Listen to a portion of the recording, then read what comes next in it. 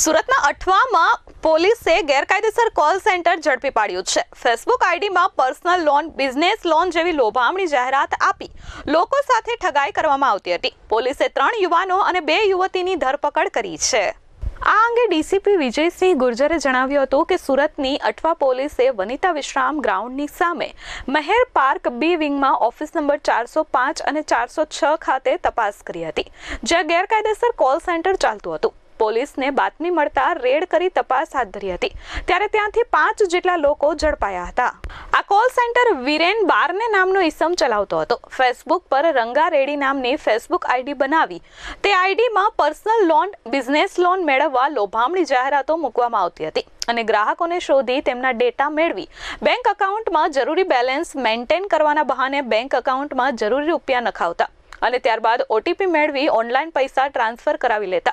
તેમના bank એકાઉન્ટના ID password પણ આ લોકો મેળવી લેતા હતા। પોલીસે 5 લોકોની ધરપકડ કરી છે, જેમાંથી 2 યુવતી છે। પોલીસે 13 જેટલા મોબાઈલ ફોન, 4 લેપટોપ અને અન્ય મુદ્દામાલ મળી 1,43,000નો મુદ્દામાલ કબજે કર્યો છે। પોલીસે ગેરકાયદેસર કોલ સેન્ટર પરથી વિરેન નીતિન બારને, રાહુલ અશોકભાઈ બાવિસ્કર, ઋતુજા સુધાકર પાટીલ, આશિષ સંતોષ પાલ અને પૂજા પ્રહલાદ રાઠોડની ધરપકડ કરી છે। પકડાયેલ આરોપીઓની પૂછપરછમાં સામે આવ્યું હતું કે અંદાજિત 300થી વધુ લોકો પાસેથી લોભામણી જાહેરાત થકી પૈસા પડાવ્યા છે અને ગ્લોબલ નામની મુંબઈની કંપનીની ફ્રેન્ચાઇઝી લીધી છે। આ ઉપરાંત મુખ્ય આરોપી વિરેન અગાઉ પણ વર્ષ 2022માં અઠવા વિસ્તારમાં કોલ સેન્ટરમાં ઝડપાયો હતો। हाल पुलिस ने आशंका है कि आरोपीओए अत्यार सुधीमां 45 लाखथी वधुनी ठगाई करी है। अठवा पुलिस स्टेशन विस्तार में अठवा पुलिस स्टेशन के सर्विलेंस स्टाफ को इन्फॉर्मेशन मिला कि वनिता विश्राम के सामने महेर पार्क के बी विंग है, उसमें 405 और 406 नंबर के ऑफिस है, उसमें गैरकायदेसर कॉल सेंटर चल रहा है। तो वहाँ जाके उन्होंने तपास किया तो वहाँ पे 5-6 लोग मिले जो कॉल सेंटर तरीके काम कर रहे थे। आरंभिक पूछताछ में उन्होंने बताया कि हम एक कंपनी के लिए कॉल सेंटर की सेवाएं दे रहे हैं, पर थोड़ा डिटेल में पूछताछ किया गया तो उन्होंने अपना जो एमओ है वो इस तरह से बताया कि उन्होंने एक रंगा रेड्डी नाम से एक फेसबुक आईडी बना रखी है। उस आईडी पे वो लोग एडवर्टाइजमेंट करते हैं कि किसी को भी पर्सनल, बिजनेस, एजुकेशन इस तरह का लोन चाहिए तो आप हमसे संपर्क करिए। जब एक बार कोई भी आदमी उनसे संपर्क कर लेता है तो उसका नंबर वो इन कॉल सेंटर में, एक आदमी है जो फेसबुक को मेंटेन करता है, बाकी आदमी है जो कॉल करते हैं, उनमें 2 लड़कियां हैं, बाकी लड़के हैं, तो उन लड़कियों को दे देते हैं। उनके पास में 13 मोबाइल थे। उन मोबाइल नंबर से फिर वो व्हाट्सएप पे और नॉर्मल कॉल से कंटिन्यू जो आदमी इंक्वायरी करता था उससे बातचीत करते थे और प्रोसेसिंग फीस के नाम पे ये लोग 10,000 से 12,000 रुपये अपने अकाउंट में उनसे डलवा लेते थे। कुछ केसेस में उनका कहना है कि हम लोग जो अकाउंट होल्डर है उसकी सारी अकाउंट की डिटेल है वो हम लोग ले लेते थे और बाद में उसका अकाउंट भी हम ही लोग ऑपरेट करते थे। तो उसकी भी हम लोग अभी तपास कर रहे हैं कि कितने अकाउंट इस तरह से उन्होंने अपने कब्जे में लिए हैं।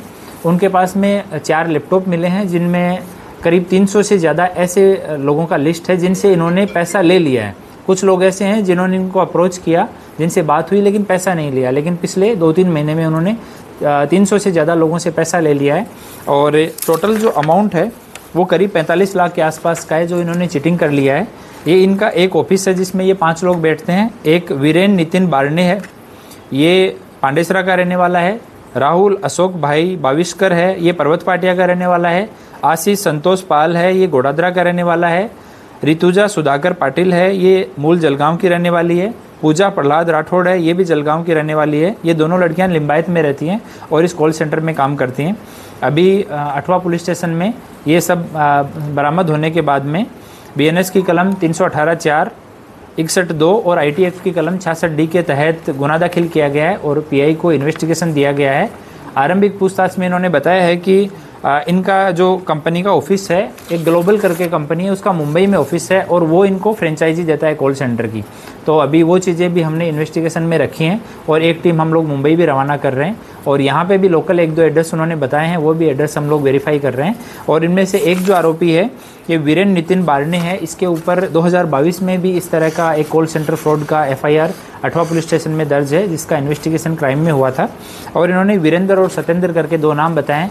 हम लोग वेरीफाई कर रहे हैं कि ये नाम सही हैं या गलत हैं, इनका ऑफिस का एड्रेस सही है गलत है। तो सारा जो इनके पास डिजिटल एविडेंस है, इनके लैपटॉप हैं, इनके मोबाइल फ़ोन है, उनका डाटा हम लोग रिकवर करवा रहे हैं, CDR वगैरह निकलवा रहे हैं। इनका जो ये रंगा रेडी करके फेसबुक है वो भी हम लोग चेक करवा रहे हैं कि कितने लोगों को इन्होंने अप्रोच किया। इनका प्योरली लोन देने से कोई रिलेशन नहीं था, ये सब पूरा धोखाधड़ी का था। लोन के लालच में लोग और लोअर और मिडल इस सेगमेंट को, इस सोसाइटी को ये लोग अप्रोच करते थे ताकि उनमें से कोई कंप्लेन नहीं करे, छोटी मोटी कंप्लेन करे तो ज़्यादा कुछ इन पे स्ट्रिक्ट एक्शन नहीं हो, इस तरह से इनका टारगेट था। और उनका आरंभिक पूछताछ में ये कहना है कि हमें गुजरात में किसी भी आदमी से बात करने के लिए क्लियर ऊपर की ऑफिस से साफ मना किया हुआ था, इसलिए इनका कोई भी भोग बन्नार गुजरात का नहीं है। तो हमने कल भी जब हमने वहाँ पे हमारी टीम गई उसके बाद में भी हम लोगों ने ट्राई किया कि कोई भोग बन्नार सामने आए और उसकी फरियाद लें, पर ऐसा नहीं हो पाया। भोग बन्नार जिससे भी हमने बात की ज़्यादातर उनमें से यूपी, बिहार, महाराष्ट्र, दिल्ली, राजस्थान इन राज्यों से हैं। तो अभी हम भोग बन्नार जो है उनके कंटिन्यू टच में है, उनके साथ बात करेंगे और अभी सरकार तरफ पुलिस की तरफ से फरियाद दाखिल करके इन्वेस्टिगेशन शुरू किया गया है। ब्यूरो रिपोर्ट H24 न्यूज़ सूरत।